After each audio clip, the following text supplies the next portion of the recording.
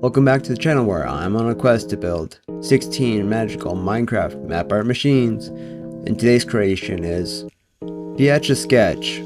Hey there poster people, today I'm showing you my latest map art machine, a fully functional Etch-a-sketch built entirely in vanilla Minecraft. No commands, no mods, no texture packs, no data packs.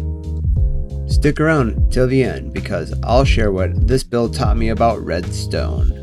And trust me, if an uncertified amateur like me can pull this off, you can too.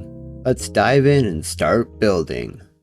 To start this project, let's grab the 4-way shift register from the Maze Runner machine. If you missed that build, you can check out the video where I developed it, but here's a quick recap.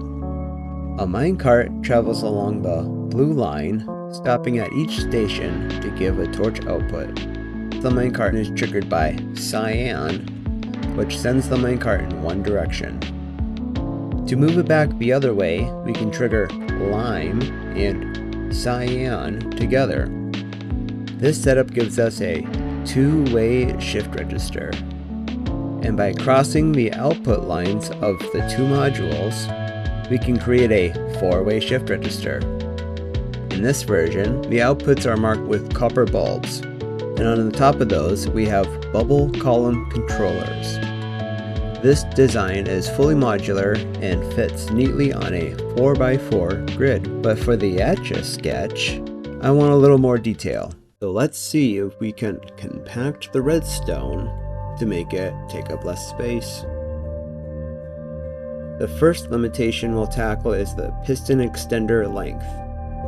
We need to shorten it from 4 blocks to 3. By moving the piston below and adding one more slime block, we can shorten the circuit and quickly cook up a working bidirectional version. Next, the output matrix grid needs some adjustments. We'll start by bringing the lines closer together, down to 3 block spacing instead of 4. And then fit in the AND gates for each output. It took a bit of experimenting to find a layout with no signal interference, but once it worked, it could be copied to fill in the grid. After that, we can grab the shorter bidirectional shift registers and connect them to the matrix. And with that done, we're ready to fill out a 64x64 grid. That's right! We're gonna make this map art machine 4 times more dense than the Maze Runner map art machine, which was only a 32x32 grid. With this massive circuit figured out, we can check off the first section of our redstone flow, marking the shift register complete. The redstone flow for this project isn't too complicated. It only has 5 sections, so we're already 20% done. Now, I want to update the bubble column controllers. Instead of turning on and off repeatedly, I want them to stay on until triggered to turn off. Basically a toggle system. At first, I thought I had it with this design, but it was 3 blocks wide, which caused redstone interference when stacked. Turns out, that's basically a set-reset latch. And I realized it can be built with just torches and dust, since they're really just 2 NOT gates pointing at each other. I started a 3x3 design, then reduced it to 3x2 using target blocks. Then, by moving one torch on top, I managed to fit it neatly into a 2x2 block space. This looks promising. So let's stack it with a reset line and see how it performs. That all fits together very nicely. Let's clean this up and we can officially mark off the second part of the redstone flow. The display cell might seem simple at first. It's just a background with a single color layer, but there's a new challenge in this design. In previous machines, there was always a gap between display cells. This time though, they need to touch with no space at all.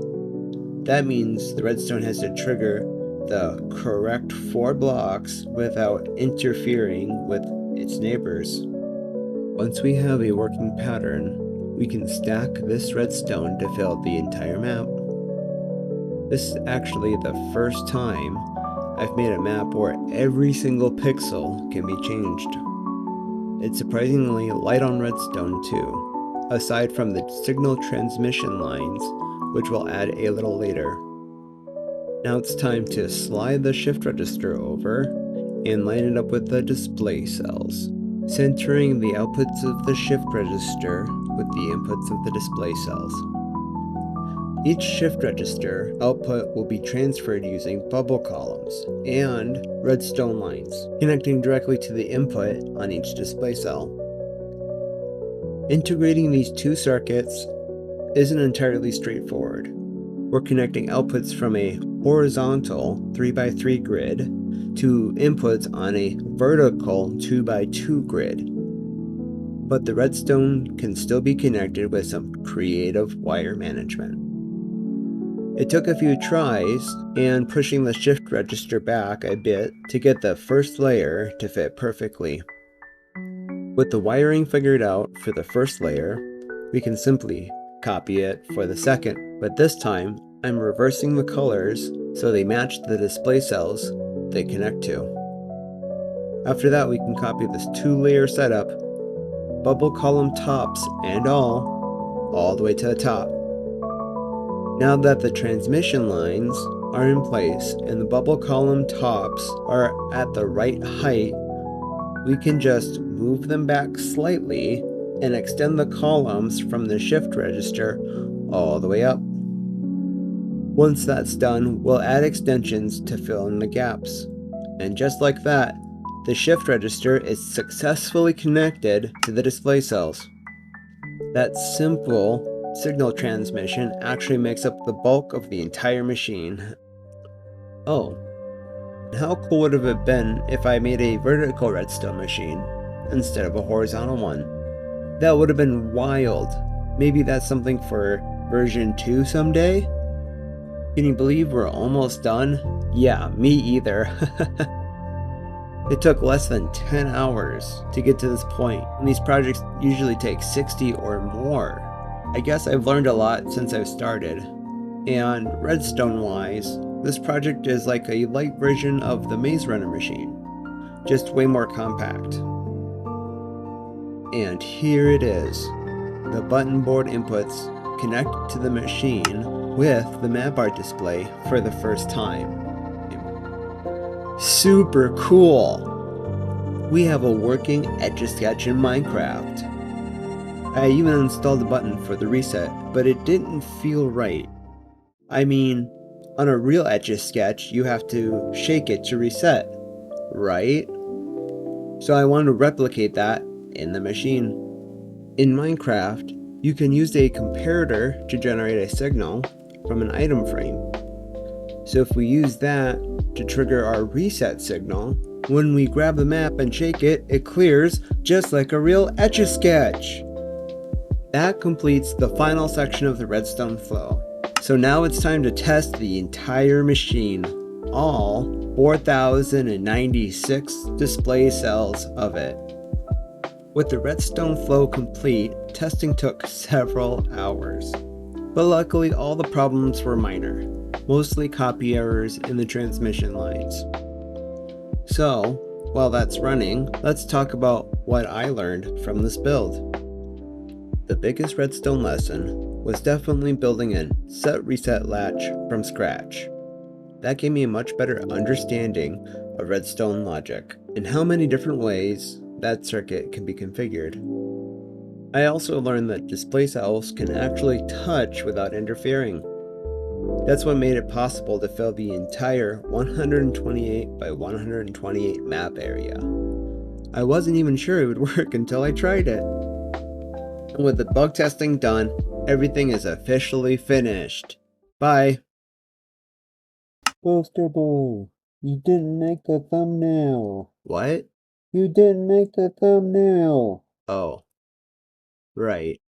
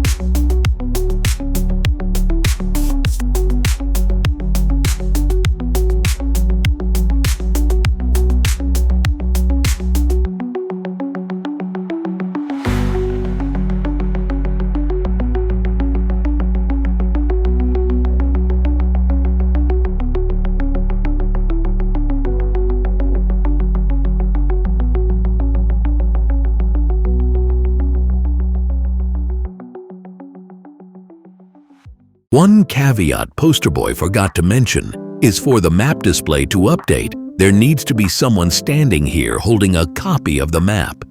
Thanks, Steve. So, how did I do with this redstone build? Rate me in the comments from 1 to 15 on the power of my redstone skills.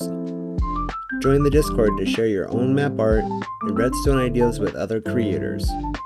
Hang out with me live on Twitch, Kick, and YouTube to see these builds come together in real time with the fun, frustration, and all. What do you want to see next?